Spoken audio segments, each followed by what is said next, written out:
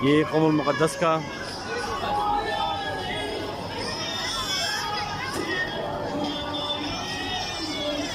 तफरीगाह है, जहाँ मुख्तलिफ झूले हैं।